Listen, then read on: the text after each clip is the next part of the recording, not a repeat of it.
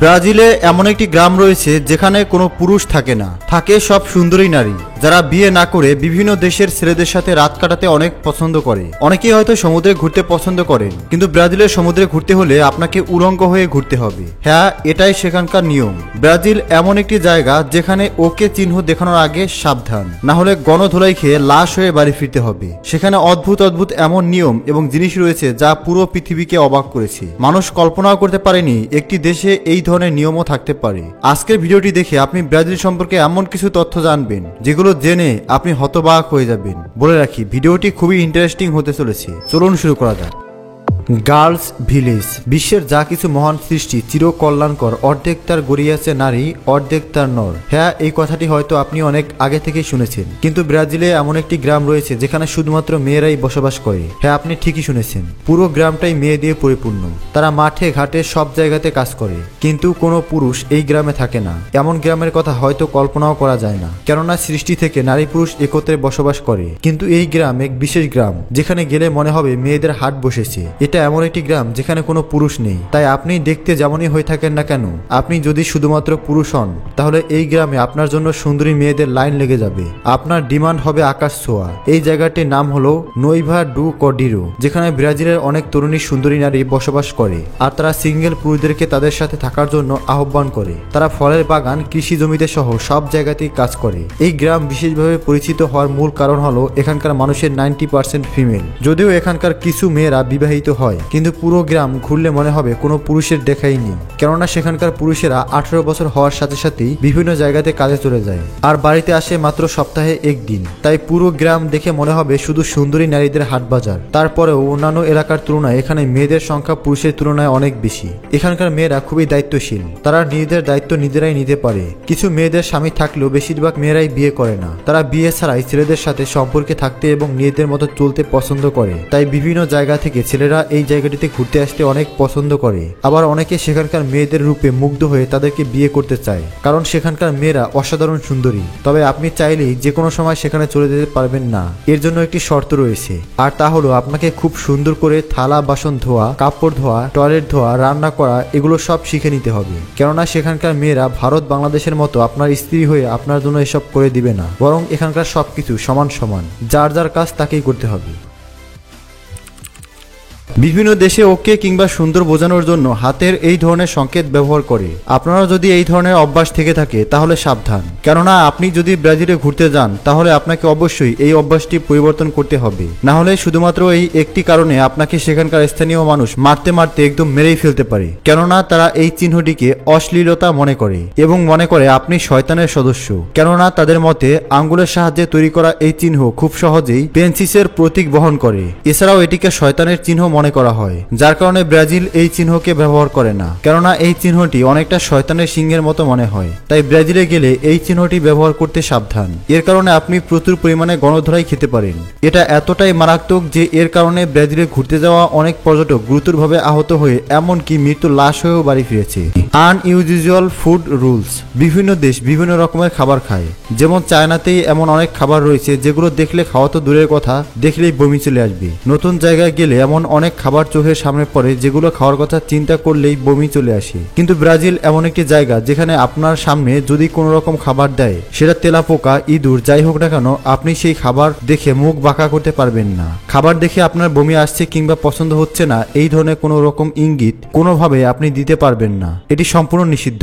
ব্রাজিলের বিভিন্ন জায়গায় এমন অনেক খাবার খাওয়া হয় যেগুলো বাংলাদেশ কিংবা ভারতের মানুষ খাওয়া তো দূরের কথা, এগুলো দেখলেই বমি করে দেবে। কিন্তু তারপরেও আপনি সেখানে এমনটা করতে পারবেন না, কেননা তারা খাবারের প্রতি খুবই সিরিয়াস। তারা খাবারকে খুবই সম্মান করে, এতটাই সম্মান করে যে তারা হাত দিয়ে খাবার না খেয়ে বরং কাঁটা, চামচ, ছুরি এমনকি টিস্যু ব্যবহার করে। Artificial C. ব্রাজিলে আর্টিফিশিয়াল এমন একটি সমুদ্র রয়েছে যেখানে নারী পুরুষ সবাই উলঙ্গ হয়ে কিংবা সামান্য ব্রা পেন্টি পরে ঘুরে বেড়ায়। এমন অনেক মানুষ রয়েছে যারা শুধুমাত্র ব্রাজিলের এইসব সমুদ্র সৈকতে উলঙ্গ মেয়েদেরকে দেখার জন্যই আসে। আর এসব মেয়েরা এত অপরূপ সৌন্দর্যে ভরপুর যে আপনি আপনার চোখ ফেরাতে পারবেন না। তবে এতে ব্রাজিলের সুন্দরী নারীদের কোনো সমস্যা নেই, তারা ওভাবেই ঘুরে বেড়াতে অনেক স্বাচ্ছন্দ্য বোধ করে। আপনি একজন পর্যটক হিসেবে সেখানে ঘুরে বেড়াতে এবং এই ধরনের মেয়েদের সৌন্দর্য উপভোগ করতে পারবেন, এতে কোনো সমস্যা নেই। এমন এমনকি এই নারীরা যদি সম্মত থাকে তাহলে তাদের সম্মতিতে আপনি তাদের সাথে যৌন মিলনও করতে পারেন কিংবা হোটেলে নিয়ে যেতে পারেন। কিন্তু তারা যদি এমন কোনো ধরনের আচরণ কিংবা কথা পছন্দ না করে তাহলে সেই কথা দ্বিতীয়বার তাদেরকে বলা যাবে না। তাদেরকে পর্যাপ্ত সম্মান প্রদর্শন করতে হবে এবং তাদের অনুমতি ছাড়া আপনি তাদেরকে দেখতে পারলেও উদ্দেশ্যমূলকভাবে ভিডিও করতে পারবেন না কিংবা ছবি তুলতে পারবেন না। তাদের প্রাইভেসি বজায় রাখতে হবে, অন্যথায় এমন কিছু যদি ধরা পড়ে তাহলে আপনার কঠিন থেকে কঠিনতম শাস্তি হবে। No show of rules. সাধারণত সব দেশেই যাদের একটু অর্থ সম্পদ বেশি তারা সেটি সবাইকে দেখাতে অর্থাৎ শো অফ করতে পছন্দ করে।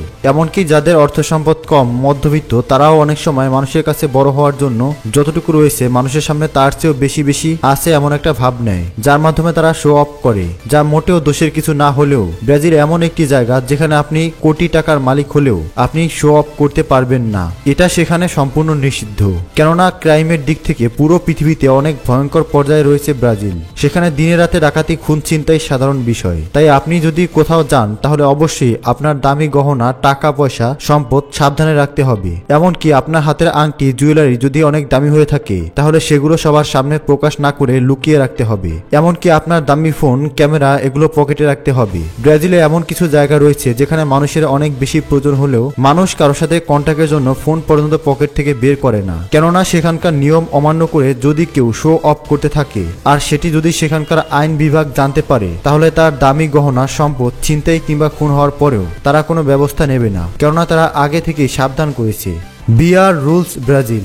অনেক দেশে বিয়ার খাওয়া নিষিদ্ধ কিংবা একে খারাপ চোখে দেখলেও অনেকে আছে যারা মনের দুঃখে একা একা নির্জন জায়গায় কিংবা ঘরের ভেতরে দরজা লাগিয়ে ড্রিঙ্ক করতে পছন্দ করে। কিন্তু ব্রাজিল এমন একটি জায়গা যেখানে সবার সাথে একত্রে বিয়ার খাওয়া সেখানকার একটি বিশেষ কালচার। তারা এর মাধ্যমে সবার সাথে সামাজিকতা এবং অতিথিয়তা রক্ষা করে। আপনি আপনার ইচ্ছে মতো যে কোনো দেশে যে কোনো জায়গায় একা বিয়ার খেতেই পারেন, কিন্তু ব্রাজিলে আপনি চাইলেও একা একা বিয়ার খেতে পারবেন না। এর জন্য অবশ্যই আপনাকে আপনার বন্ধু, পরিবার কিংবা আত্মীয় কারো না কারো সাথে বসে খেতে হবে। তাই আপনি যদি ব্রাজিলে বসে হঠাৎ বিয়ার খেতে ইচ্ছে হয় তাহলে আপনি না চাইলেও আপনাকে কোনো বন্ধু বা আত্মীয় দাওয়াত করতে হবে, এরপর তার সাথে বসে বিয়ার খেতে হবে। আর এমন যদি কেউ না থাকে কিংবা আপনি যদি কাউকে জানাতে না চান তাহলে রাস্তায় দেখা কোনো অপরিচিত কাউকে অফার করতে হবে এবং তার সাথে বসে খেতে হবে। অর্থাৎ কোনোভাবে আপনি একা বিয়ার খেতে পারবেন না, এটাই সেখানকার কালচার।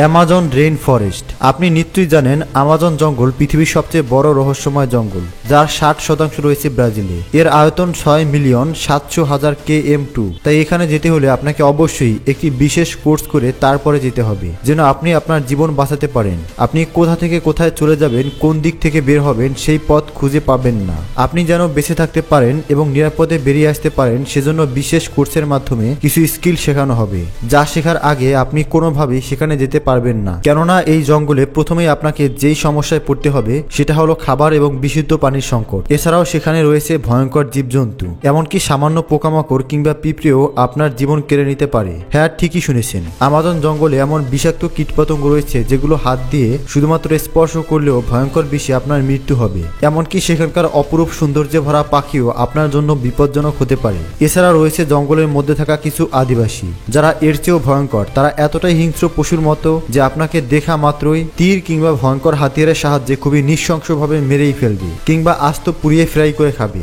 এছাড়াও রয়েছে বিষাক্ত বড় বড় সাপ, যেগুলো আপনার সমস্ত শরীর পেঁচিয়ে শরীরের এক একটা হাড় ভেঙে চুরমার করে ফেলতে পারবে। এমনকি অনেকে মনে করে টাইটানোবোয়া এখনো আমাজনের জঙ্গলে রয়েছে। এই বিশাল টাইটানোবোয়া আপনাকে আস্ত গিলে খেতে মাত্র কয়েক সেকেন্ড সময় নেবে। তাই অবশ্যই সেখানে যাওয়ার আগে আপনাকে বিশেষ কোর্স করে যেতে হবে। কোর্স ছাড়া সেখানে যাওয়া নিষিদ্ধ।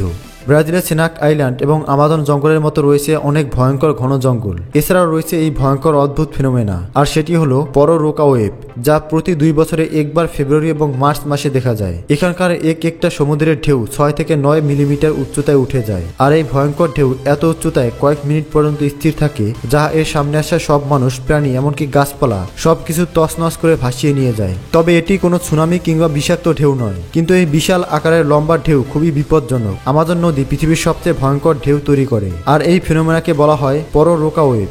যার কারণে এই সময় আমাজন নদীর আশেপাশে যাওয়াও নিষিদ্ধ। কেননা এই এক একটি ঢেউ যখন তীরে এসে পড়ে তখন সেখানকার সবকিছু ধ্বংস করে ফেলে। কিন্তু তারপরও এমন অনেক মানুষ রয়েছে যারা অ্যাডভেঞ্চার প্রিয়, ভয়ঙ্কর বিপদের মধ্যেও ওইসব বিপদের এক্সপিরিয়েন্স নিতে পছন্দ করে, তাই তারা ভয়ঙ্কর ঢেউয়ের মধ্যে সার্ফিং করে। কিন্তু সাধারণ মানুষের জন্য এই ঢেউ মোকাবেলা করা খুবই কঠিন। 2003 সালে এই ঢেউ 37 মিনিটের বেশি সময় পর্যন্ত ছিল, যার কারণে সেখানে যাওয়া সাধারণ মানুষের জন্য নিষিদ্ধ। প্রিয় দর্শক, আপনি কোথা থেকে এই ভিডিওটি দেখছেন কমেন্টসের মাধ্যমে জানাবেন। ধন্যবাদ।